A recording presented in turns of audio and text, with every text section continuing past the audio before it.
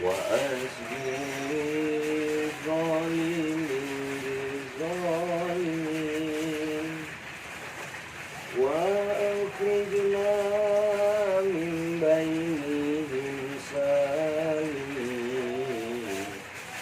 وعلى آله وصحبه أجمعين.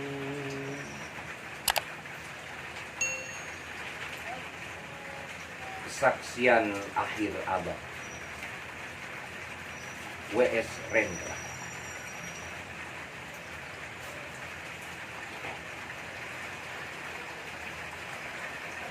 Ratap tangis menerpa pintu kalbu. Bau anyir darah mengganggu tidur malam. Oh tikar tafakur, oh bau sungai Tohor yang kotor. Bagaimana aku akan bisa membaca keadaan ini? Di atas atap kesepian nalar pikiran yang digalaukan oleh lampu-lampu kota yang bertengkar dengan malam, aku menyerukan namamu. Oh wahai para leluhur Nusantara, oh Sanjaya, leluhur dari kebudayaan tanah.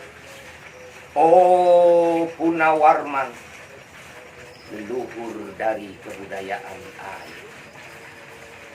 Kedua wangsamu telah mampu mempersekutukan budaya tanah dan air.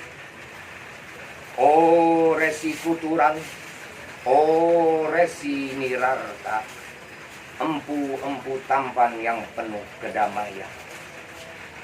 Telah kamu ajarkan tatanan hidup yang aneka dan sejahtera yang dijaga oleh Dewan Hukum Adat.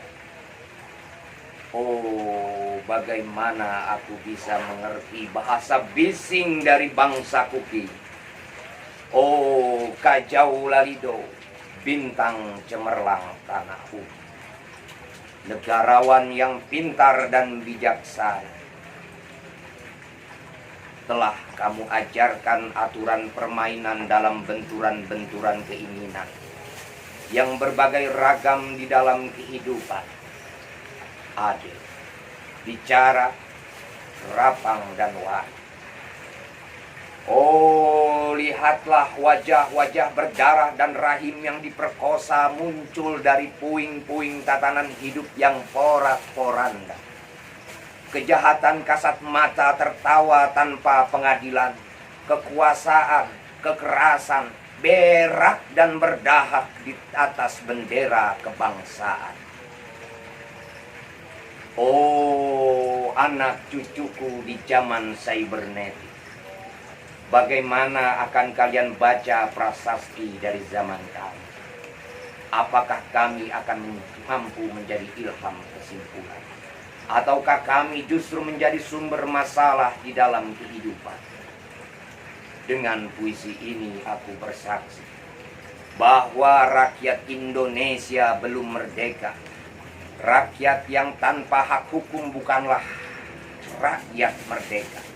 Hak hukum yang tidak dilindungi oleh lembaga pengadilan yang mandiri adalah hukum yang ditulis di atas air.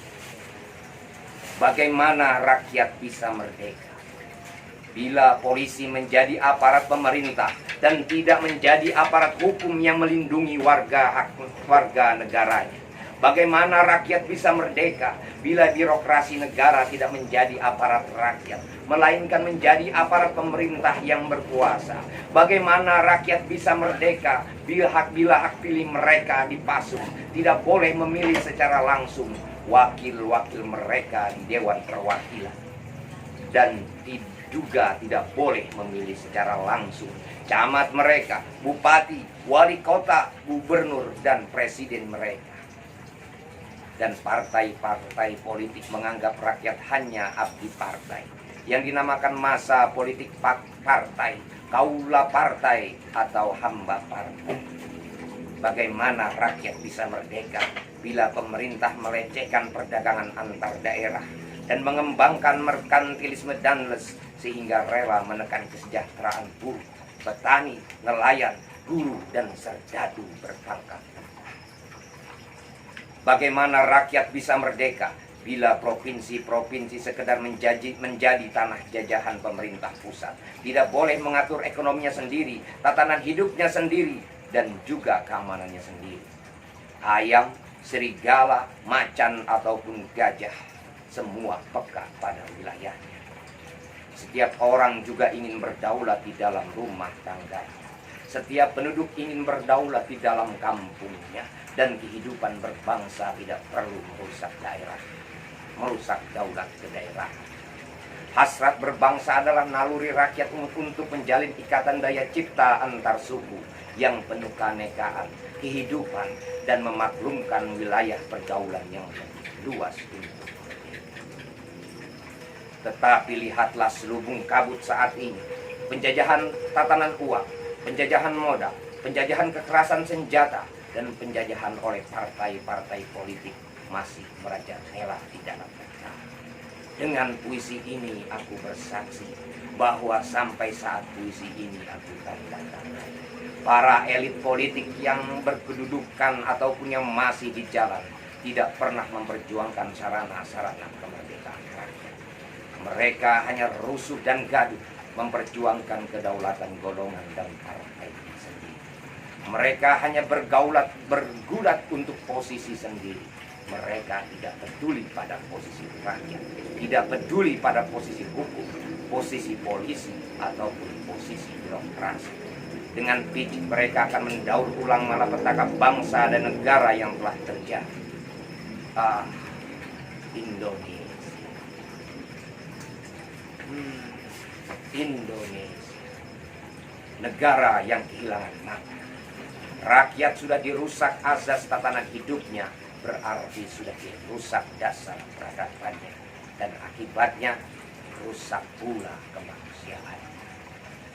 Maka sekarang negara tinggal menjadi peta, itu pun peta yang lusuh dan hampir sobek. Pendangkalan kehidupan berbangsa telah terjadi. Tata nilai rancu, dusta, pencurian, penjarahan, dan kekerasan halal. Manusia sekedar semak belukar yang gampang ditajam dan dibakar. Paket-paket pikiran murah dijajah. Penalaran amarah yang salah mendorong rakyat terpecah belah. Negara tidak mungkin dikembali utuhkan tanpa rakyatnya dimanusiakan. Dan manusia tidak mungkin menjadi manusia tanpa dihidupkan hati nurani. Hati nurani adalah hakim adil untuk diri kita sendiri. Hati nurani adalah sendi dari kesadaran akan kemerdekaan kita. Dengan puisi ini aku bersaksi bahwa hati nurani itu meski dibakar tidak bisa menjadi api. Hati nurani senantiasa bisa bersemi meski sudah ditebang putus di batang. Begitulah fitrah manusia, ciptaan Tuhan yang Maha Esa.